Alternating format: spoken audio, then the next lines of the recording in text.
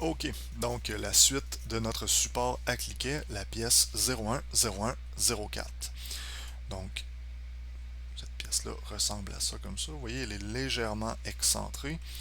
Euh, donc, pour la dessiner, ce qu'on va faire, c'est qu'on va commencer par une esquisse que je vais faire apparaître sur notre plan, on va dire vertical, là.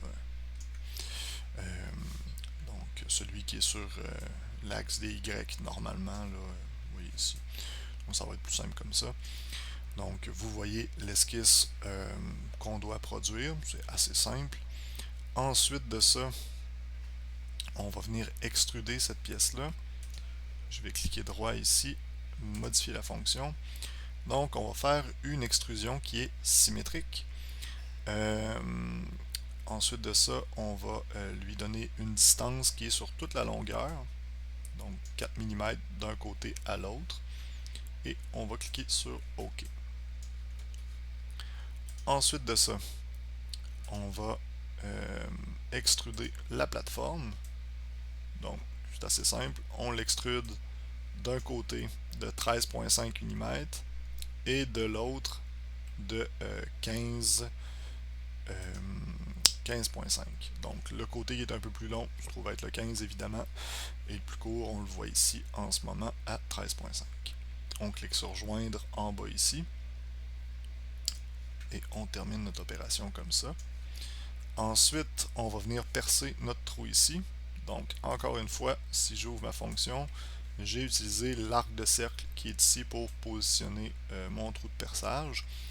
Et j'ai sélectionné tout, parce qu'on perce au travers de l'entièreté de la pièce. Et c'est encore un trou de passage M3 qui est sélectionné ici.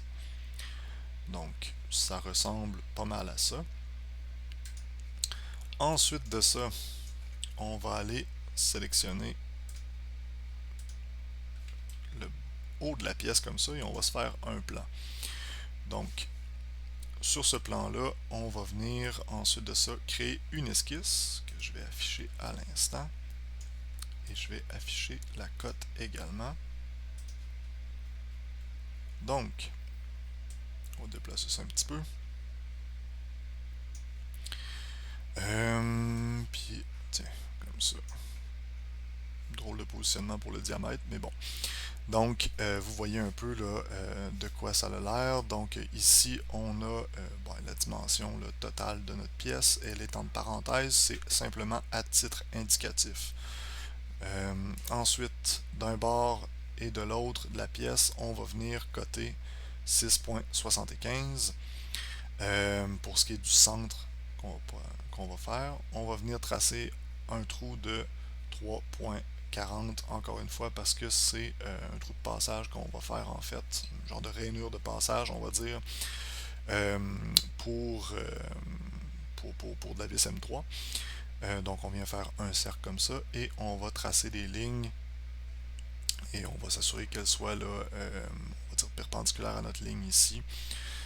Ou verticale, dépendant de la contrainte que vous choisissez d'utiliser. Donc, on va les tracer comme ça. Et si vous êtes attentif, vous remarquerez que j'ai fait une projection en ligne de construction des contours de la pièce. Si j'avais fait une esquisse au lieu de faire un plan, au départ j'avais fait une esquisse directement cette fois-ci, j'aurais eu des contours entre guillemets fantômes qui auraient été projetés sur cette pièce-là et j'aurais dû projeter celle-là aussi. Donc, par souci de clarté, j'ai choisi de faire un plan et j'ai projeté les deux contours pour qu'ils soient affichés là, dans l'esquisse correctement. Fusion fonctionne comme ça par défaut. Je vous dirais, si c'est quelque chose là, qui vous énerve, sachez que vous pouvez modifier ce paramètre-là dans le menu là, des préférences. Donc, ça ressemble à ça. Ensuite, on extrude les rainures de passage pour nos vis M3 qu'on vient de faire. Je vais cacher ça ici comme ça. Et parce qu'on n'aime pas ça les angles vifs, on ajoute des petits congés. Comme ça. Donc la pièce va être plus le fun à manipuler comme ça. Donc ça ressemble à ça. On se retrouve dans la prochaine vidéo.